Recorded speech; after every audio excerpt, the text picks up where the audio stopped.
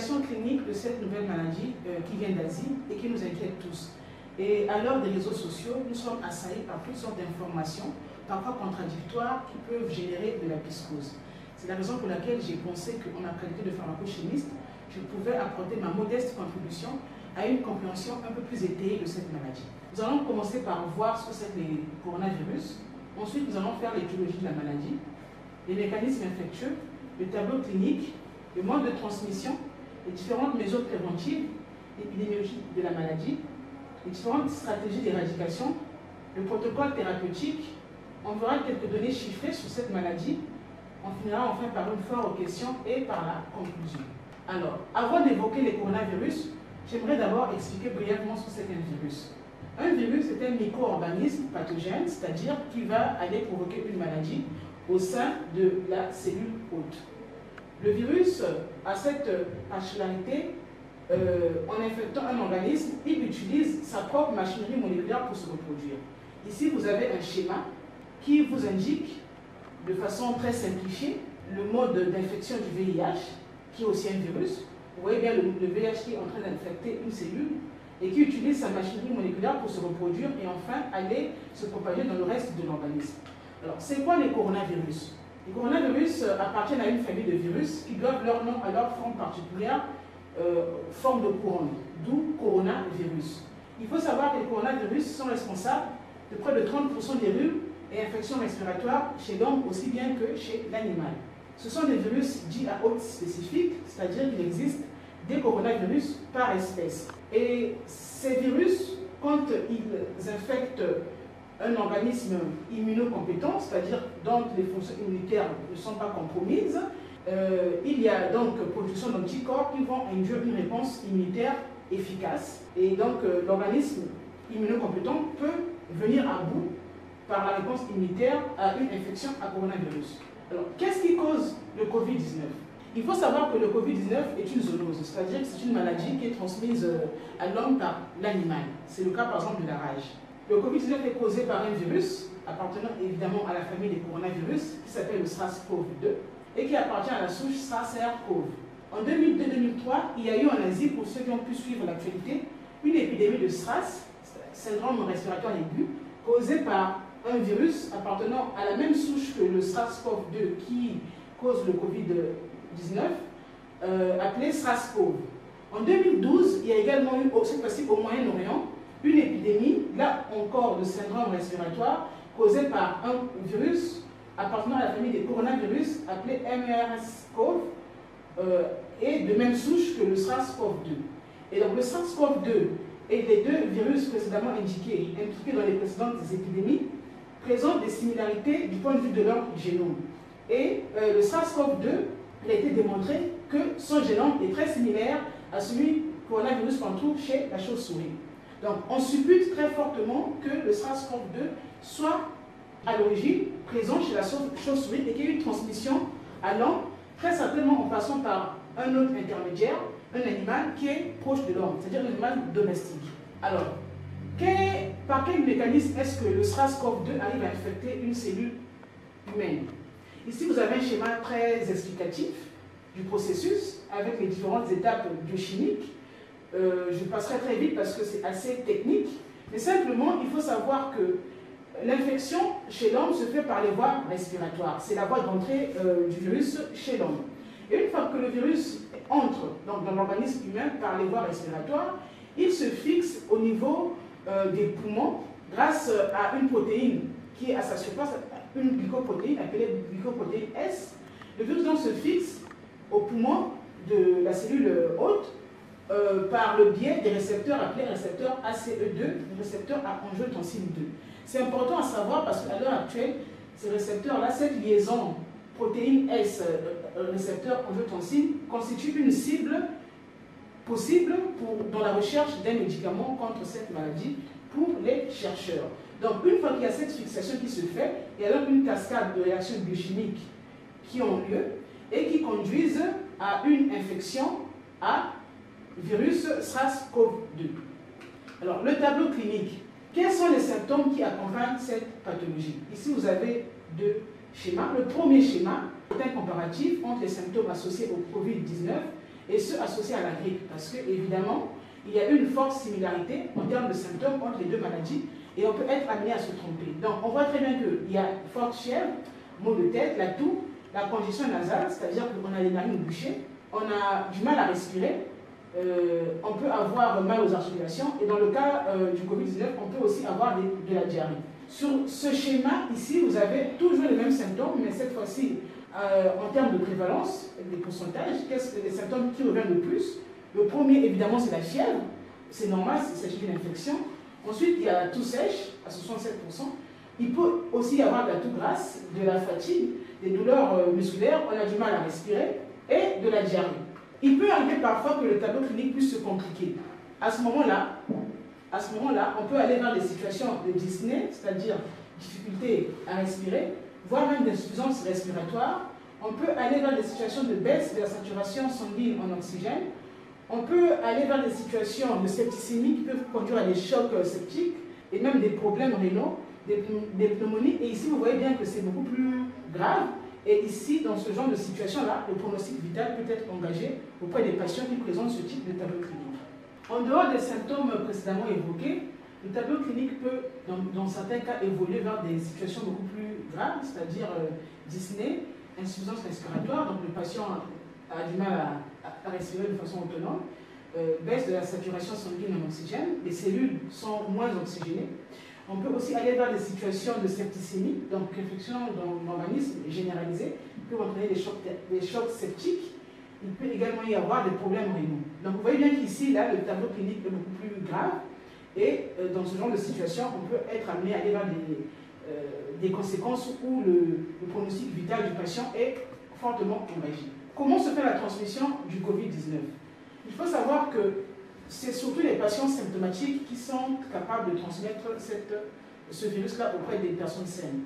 Parce qu'il y a des patients qui ont le virus, le SARS-CoV-2, mais qui n'ont pas les symptômes. Ils sont dits patients asymptomatiques.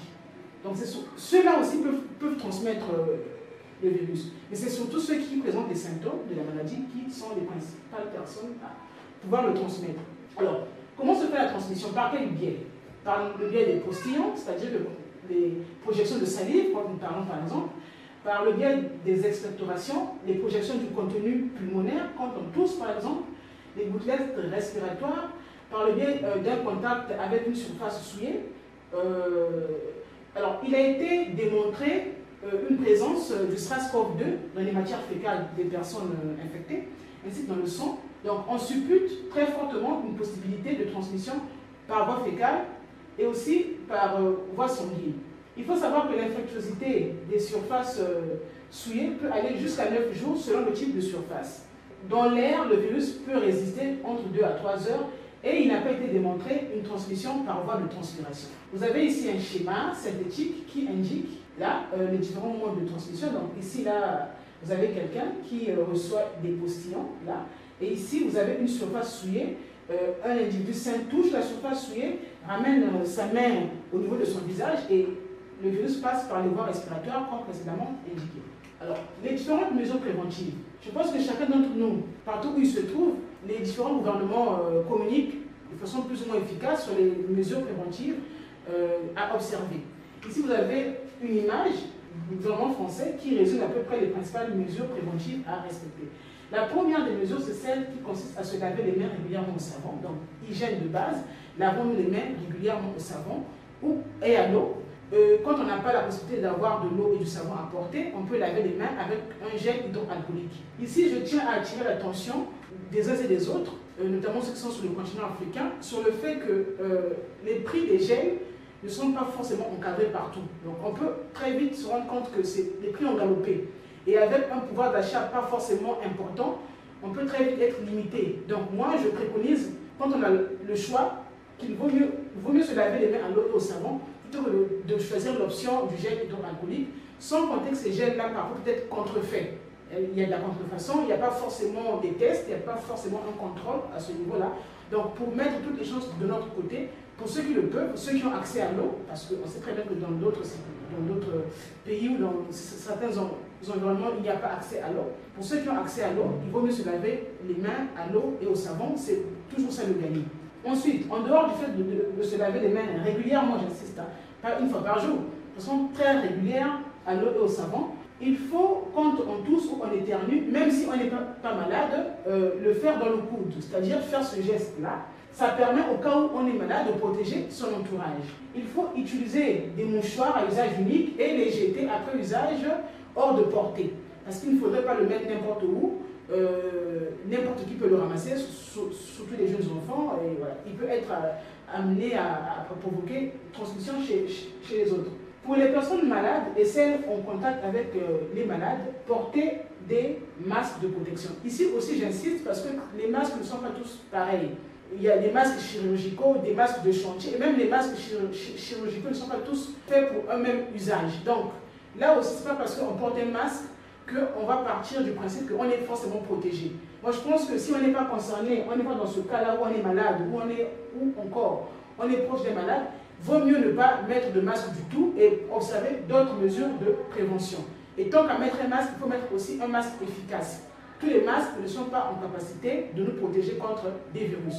Les masques de chantier, par exemple, qui sont là pour nous protéger de la poussière, n'ont pas forcément la capacité de filtrer aussi les virus. Donc, faisons attention à un usage parfois erroné ou des masques. Alors, ici, j'aimerais également rajouter un élément important. J'ai évidemment rappelé les règles d'hygiène, mais nous ne sommes pas sans savoir qu'il y a transmission, comme je l'ai indiqué, par objet souillé. C'est vrai qu'il faut se laver les mains régulièrement, mais ce n'est pas suffisant. Tout à l'heure, j'ai parlé de la transmission par le biais d'un objet infecté. Nous devons aussi prendre le soin de désinfecter régulièrement les objets que nous sommes appelés souvent à manipuler. Par exemple, les clés, les poignées de porte que beaucoup de personnes manipulent, parce que ça peut aussi être des portes d'entrée en fait, du virus.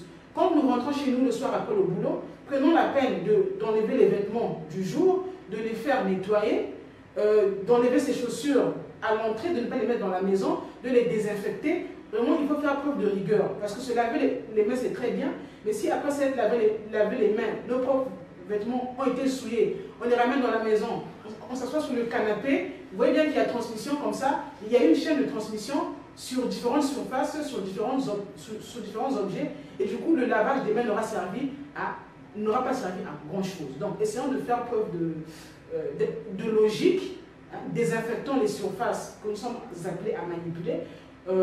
Faisons en sorte aussi de faire attention à ce que nous portons, donc le soir quand on rentre à la maison, de changer les vêtements, de les faire nettoyer, les chaussures, tout ce qu'on a eu à utiliser dans la journée, le sac, faisons en sorte de désinfecter tout ça. On peut désinfecter avec de l'eau de javel, hein, donc ça ne sert pas d'aller acheter des produits qui coûtent très cher, ou même de l'alcool à 90 degrés.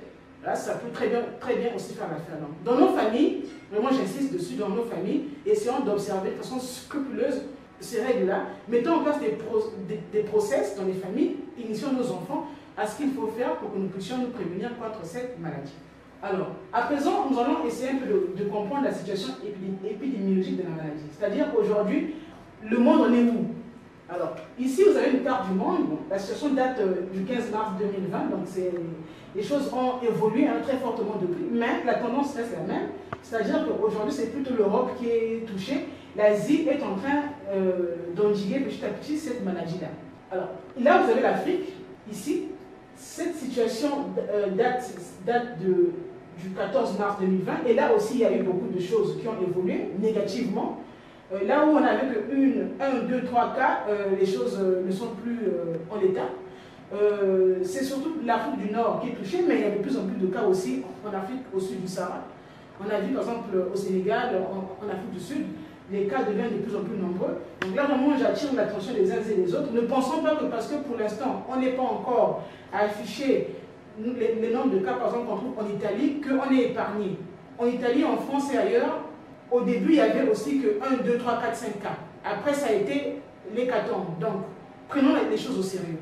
Vraiment, je vous en prie, c'est là parce que dans nos pays, il y a 5 cas, 3 cas, qu'on va se dire que ce n'est pas grave. Et surtout, dans certains de nos pays, les chiffres présentés ne sont pas fiables. Parce que parfois, on a du mal à tenir les statistiques. Et aussi, parfois, le suivi est très mal fait. Donc, prenons tout ça, ces chiffres-là, avancés-là, avec beaucoup de précautions également. Alors, quelles sont les différentes stratégies d'éradication mises en place par les différents gouvernements? La première stratégie, c'est celle du confinement. c'est-à-dire qui consiste à faire en sorte qu'il y ait moins de personnes qui soient au contact du virus, donc chacun reste chez soi. On identifie les personnes qui ont des symptômes, qui sont malades, et on met en quarantaine leur entourage. On a ainsi pour objectif d'essayer de maîtriser les infections, qu'il n'y en ait pas d'autres. Ça, c'est cette stratégie qui a été utilisée en Italie, qui a été utilisée en France, et aussi un peu en Chine également. Voilà, donc il y a cette première stratégie. Dans certains pays, on est allé jusqu'à fermer les frontières pour éviter que les personnes qui viennent des territoires ou des pays avec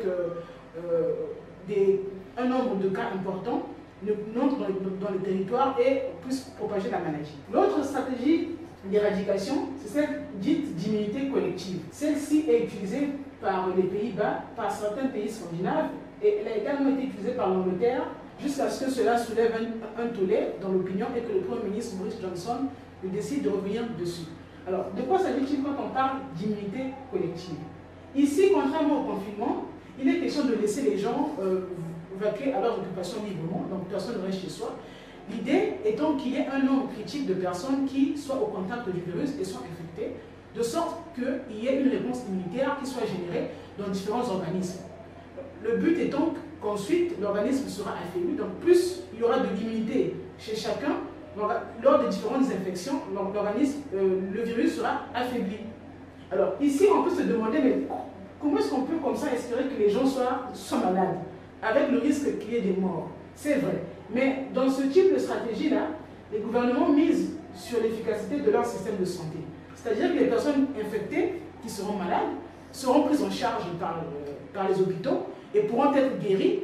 Il y aura évidemment quelques personnes qui vont décéder, mais le nombre de ceux qui resteront en vie sera forcément plus élevé. Et on aura à la clé gagné en immunité et donc on aura pu comme ça éradiquer le virus. Il y a une troisième stratégie qui n'est pas écrite sur la diapo, c'est celle utilisée par la Corée du Sud. Là-bas, qu'est-ce qu'ils ont fait? Là-bas, ils ont utilisé une stratégie en faisant des tests de dépistage au maximum. C'est-à-dire que les gens, dès qu'une personne est suspectée, même avant qu'il y ait des symptômes, on dépiste et on fait un suivi minutieux de partout où la personne est passée.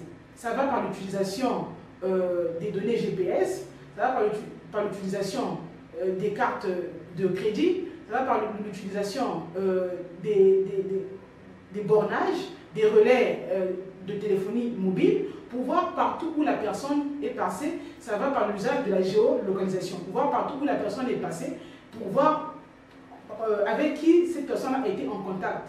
Et dans les quartiers, dans la ville, les voisins sont appelés à dénoncer, ou en tout cas à signaler quand autour d'eux il y a une personne qui peut présenter ce type de symptômes-là. Donc la Corée a réussi à peu près à maîtriser la maladie en utilisant ce mode d'éradication-là. Donc des tests tous azimuts et un suivi minutieux grâce à la technologie pour essayer d'identifier toutes les personnes qui ont été en contact avec les personnes suspectées. Alors, dans le cas des pays africains, qu'en est-il? La plupart des pays africains utilisent la première stratégie, par confinement. En tout cas, on essaie de réduire les rapports humains, on essaie de faire en sorte que les gens circulent moins, on ferme même parfois les frontières, voire partiellement, on limite le nombre de vols. C'est la première stratégie. Malheureusement, il faut se rendre aussi à l'évidence. En état actuel des choses, sur le continent africain, il est difficile de réussir cette stratégie-là, pour des raisons même d'ordre pratique. Parce qu'il y a des personnes qui vivent au jour le jour, c'est-à-dire qui ont besoin de sortir pour aller travailler et manger au quotidien. Ces personnes-là, leur demander d'être en confinement, c'est pas possible. Elles vous diront, si je reste en confinement, je meurs de faim. Donc, tant qu'à faire, c'est encore mieux que je prenne le risque d'aller à la rencontre du virus que de mourir de faim. Et en Afrique, dans de nombreux pays, il n'y a pas des filets, des garde-fous sociaux. Il n'y a pas de mesures d'accompagnement. Donc il est difficile de dire aux gens de rester à la maison, ne travaillez pas, alors que les gens ont des charges à assumer, ils ont des factures à payer, et que les gouvernements ne font pas forcément ce qu'il faut en termes de mesures d'accompagnement. Il y a aussi des raisons banales. Par exemple, il y a parfois des coupures de courant. Comment faire des provisions chez soi pour toute la période de confinement, quand dans 2-3 jours, il y a coupure et tout pourri?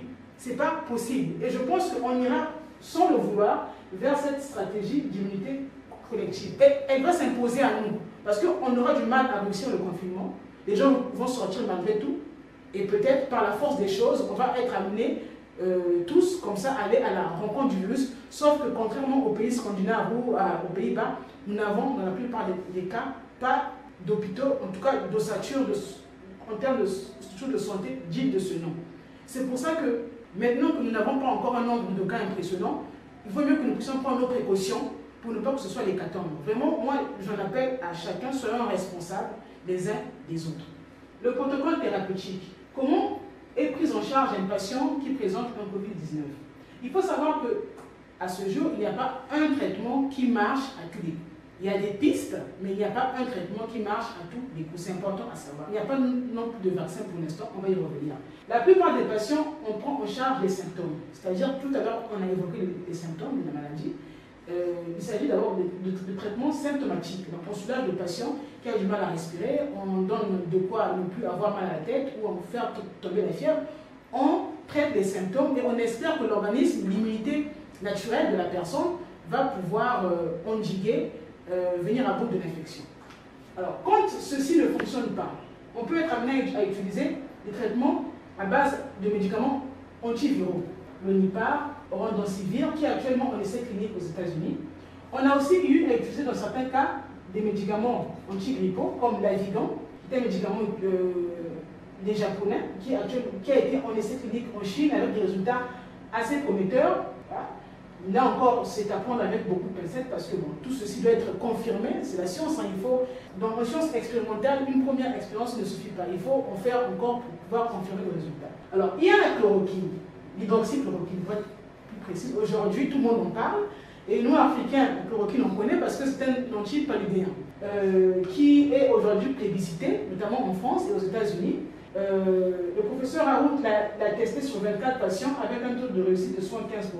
Ce médicament antipaludéen agirait en inhibant la réplication du virus. Donc, il semble être efficace, tout du moins en théorie. Et là encore, les choses restent à confirmer. Il y a une forte tendance vers l'acceptation de l'efficacité de la chloroquine pour soigner le Covid-19, mais pour l'instant, la communauté scientifique n'est pas encore unanime là-dessus. Il y a un autre médicament dont on parle un peu moins dans les médias occidentaux, c'est l'interféron alpha-2b, appelé Eberon, c'est le nom commercial. C'est un médicament cubain. Il est issu de la coopération entre Cuba et la Chine. Il existe depuis les années 80 et il est issu de la biotechnologie cubaine. Ce médicament a donné des bons résultats en Chine. L'interféron est une molécule qui existe naturellement dans l'organisme. C'est une molécule du système immunitaire qui agit en boostant la capacité immunitaire d'un organisme. Donc les Cubains ont réussi à produire l'interféron de façon artificielle. Et ce médicament-là aussi donne de très bons résultats pour soigner le Covid-19.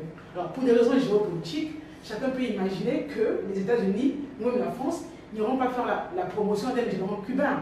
Chacun peut comprendre que derrière tout ceci se cache une affaire de gros sous. Le laboratoire qui va découvrir le médicament qui marchera, forcément, il y a d'abord le prestige du pays auquel appartiendra ce labo et ces équipes-là. Il y a aussi de l'argent derrière. Donc ici, il y a vraiment, nous devons nous comprendre que ici, il se joue, ici, là, pour l'interféron, problème géopolitique. Ceux qui ont pu suivre l'actualité, on peut voir à quel point les médecins cubains se sont déployés. Ils sont en Chine, aujourd'hui en Italie. Ils sont déployés et ce n'est pas nouveau. Cuba a souvent fait de la diplomatie de la santé. Ils ont, comme ça, même ça a été le cas pour Ebola, ils sont venus en Afrique apporter leur savoir-faire. Et Cuba est l'un des pays au monde qui a l'un des meilleurs systèmes de santé au monde, très performant, et cela est prouvé. Actuellement, il y a des médecins cubains en Italie qui sont venus pour prêter main forte à leurs confrères italiens qui sont dans une situation très compliquée. Voilà. Donc, alors, j'aimerais aussi indiquer une chose. Ce n'est pas parce que l'hydroxychloroquine semble fonctionner qu'on va aller vers un glissement pour dire que tout antipaludéen fonctionne. Non. Attention. Les antipaludéens de type cofontril et compagnie n'ont pas la même structure moléculaire que la chloroquine, même s'ils soignent tous le palu. Donc, il n'y a pas à dire que oui, moi j'ai entendu dire que ça marche avec la chloroquine, à ce moment-là, bon, je vais acheter du malacure pour en prendre. Non, non. Et même la chloroquine, hein, attention, ça se prend dans un environnement médical et dans des conditions très encadrées. Il ne faut pas faire de l'automédication, ça peut être très dangereux, parce que la chloroquine est fortement contre-indiquée auprès de plusieurs personnes. La chloroquine fonctionne peut-être un tout petit peu, les résultats sont promoteurs, mais ça ne veut pas dire que c'est le cas pour tous les antipaludéens. Attention. Alors ici, nous avons quelques données chiffrées. Ici, nous avons quelques données chiffrées qui sont issues pour la plupart de Chine, parce qu'avec la Chine, on a davantage de recul qu'avec les pays européens. Alors, il faut savoir que le taux global de létalité, c'est-à-dire le pourcentage de personnes qui décèdent parmi ceux qui contractent la maladie, est autour de 2,3%. Il n'est pas important. Mais ça ne veut pas dire que ce n'est pas dangereux. Le taux de contagion est de 2 à 3,5%. Il n'y a pas de décès signalé d'enfants de 0 à 9 ans. Aucun décès signalé auprès des personnes qui présentent des symptômes pas graves, donc des symptômes bénins. 50% des décès ont été observés chez les personnes qui étaient dans les cas très critiques. 8% des décès concernaient les personnes de plus de 70 ans et 15% de plus de 80 ans. Attention, cela ne veut pas dire qu'il n'y a que les vieux qui en meurent. Parce que pour ceux qui ont suivi la presse ces derniers jours, il y a des cas de personnes de 30, 34 ans, en tout cas celles de moins de 40 ans qui sont décédées de cette maladie-là. Donc ne partons pas du principe qu'elle ne concerne que les vieux, ce n'est pas vrai. Alors toujours en ce qui concerne les données chiffrées, vous avez le taux de létalité le plus important, enfin le taux de létalité est plus important auprès des personnes qui ont déjà des pathologies établies. Donc celles dont le système immunitaire est déjà affaibli par la maladie qu'elle porte déjà. Donc auprès des diabétiques, on a 7%. De celles qui souffrent de maladies cardio-respiratoires, on est à 6%. Les hypertendus, on est également à 6%. Et celles qui ont des maladies cardiovasculaires, on est à 10%. Alors ici, j'ai prévu une foire aux questions parce qu'il y a beaucoup de choses qui se disent, il y a beaucoup de questions qui sont posées, il y a des réponses qui sont apportées, qui ne sont pas forcément étayées. Et donc là, j'ai répertorié des questions qui reviennent souvent, des questions pour lesquelles j'ai pu trouver des réponses dans la littérature scientifique. Alors, est-ce que les Noirs sont moins touchés par le Covid-19? Très bonne question que beaucoup se posent. Certains estiment que parce qu'on est noir, on est de facto immunisé. Ici, j'ai envie de dire qu'il y a une étude clinique, une étude qui a indiqué que les Noirs ont moins de récepteurs à ACE2 par rapport aux Asiatiques. Ce sont les récepteurs dont j'ai parlé tout à l'heure, sur lesquels se fixe le coronavirus SARS-CoV-2 lors de son infection. Donc si c'est réellement le cas, si les Noirs ont moins de récepteurs, ça veut dire qu'ils ont moins de chances d'être infectés que les Asiatiques. Mais ça ne veut pas dire qu'ils ne peuvent pas être infectés. La nuance est importante. Avoir moins de chances d'être infecté que l'autre ne veut pas dire que vous êtes à l'abri. Attention. Et ceci reste également à étayer. Est-ce qu'il y a un risque de transmission mère-enfant? Non. À ce stade, non. Il n'y a pas de transmission placentaire, ni par le lait maternel. Alors, les enfants sont-ils épargnés? Tout à l'heure, je l'ai indiqué, il n'y a pas de mort chez les enfants de 0 à 9 ans. On suppose que c'est parce que leur système immunitaire est encore précoce, donc pas assez fort. Du coup, la réponse inflammatoire induite n'est pas virulente, donc les bronches ne sont pas atteints comme chez les personnes adultes. Par contre, il y a des enfants qui sont malades, ça oui. Est-ce que le vaccin contre la rougeole protège les enfants contre le Covid-19? La réponse est non. Le Rouvax ne protège pas contre le Covid-19. D'autant plus que le Rouvax est administré à 9 mois. Donc de 0 à 9 mois, un enfant n'a pas encore eu son vaccin contre la rougeole. Est-ce que la chaleur, la température tue le virus? Alors ça, c'est l'espoir de beaucoup d'Africains. C'est dire que parce qu'il fait chaud chez lui, donc le virus ici ne peut pas se multiplier ni être transmis. C'est faux. Vraiment, je vous en prie. Moi, je n'ai pas trouvé d'éléments étayés qui prouvent que, de façon certaine, que le virus SARS-CoV-2 est sensible à la chaleur. Arrêtons de penser des choses non étayées, de nous mettre dans des situations de confort psychologique qui nous évitent de prendre la juste mesure de la chose. Le SARS-CoV-2 n'est pas sensible aux hautes températures. En tout cas, ce n'est pas ces températures-là qui vont permettre à ce que le SARS-CoV-2 cesse de se multiplier. Est-ce que l'immunité contre le plasmodium nous protège du Covid-19? Là encore, non. Ce n'est pas parce que la chloroquine antipaludéen est utilisée, entre autres molécules, pour lutter contre le Covid-19, et que nous allons dire que bon, parce qu'on a eu le palu et que par le passé, on a eu à prendre la nivakine, qui est donc le nom commercial de la chloroquine, qu'on est épargné. Ça n'a rien à voir. Le plasmodium, c'est autre chose, c'est pas le Covid-19. Donc on peut être immunisé par rapport au plasmodium, ça ne veut pas dire qu'on a aussi une immunité acquise contre le Covid, contre le SARS-CoV-2. Alors, pour conclure, nous avons vu que le Covid-19 présente un faible taux de mortalité, mais il n'en reste pas moins que c'est une maladie qui est très dangereuse. Très dangereuse. Il faut prendre ça au sérieux, très au sérieux. Nous devons respecter les règles d'hygiène de base. Et là encore, j'insiste, lavons les mains à l'eau et au savon, ça ne coûte pas grand-chose. Pour ceux qui ont accès à l'eau et au savon, lavons les mains très régulièrement, désinfectons les surfaces avec lesquelles nous sommes très souvent en contact, prenons des mesures de précaution de base. Quand on rentre à la maison, faisons en sorte d'enlever nos vêtements de la journée, de les faire nettoyer, de les désinfecter. Tout ce qu'on a eu à manipuler, faisons en sorte de désinfecter pour que nous puissions nous en prémunir. Alors, pour ceux qui le peuvent, il faut aussi booster son système immunitaire. Ça passe par quoi? Ça passe par l'observation d'une hygiène de vie stricte, c'est-à-dire d'avoir une bonne alimentation, une alimentation équilibrée, en faisant du sport et en évitant le tabac et l'alcool à l'excès. Parce que vous avez vu que le système immunitaire est fortement sollicité dans ce type d'infection. Alors, la prévalence de cette maladie est très certainement liée au récepteur angiotensine 2, on l'a vu. Pour l'instant, il n'y a pas de traitement qui marche à tous les coups, admis par toute la communauté scientifique. Il n'y a pas non plus de vaccin. L'interféron et la chloroquine donnent des résultats prometteurs.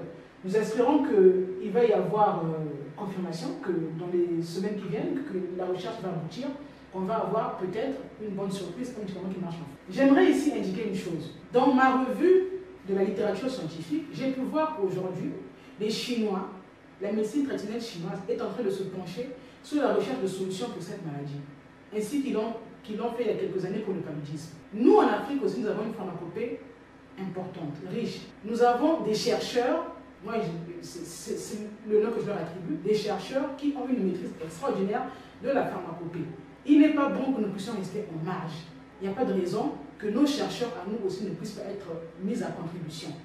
On a pu le voir sur le continent, chaque pays est en train d'éradiquer à sa manière. Nous y allons encore une fois en rang dispersé. On n'est pas efficace, surtout qu'on n'a pas beaucoup de moyens. Moi, j'en appelle à la responsabilité des uns et des autres, de nos gouvernements. Pour une fois, il nous faut une solution panafricaine à cette pandémie.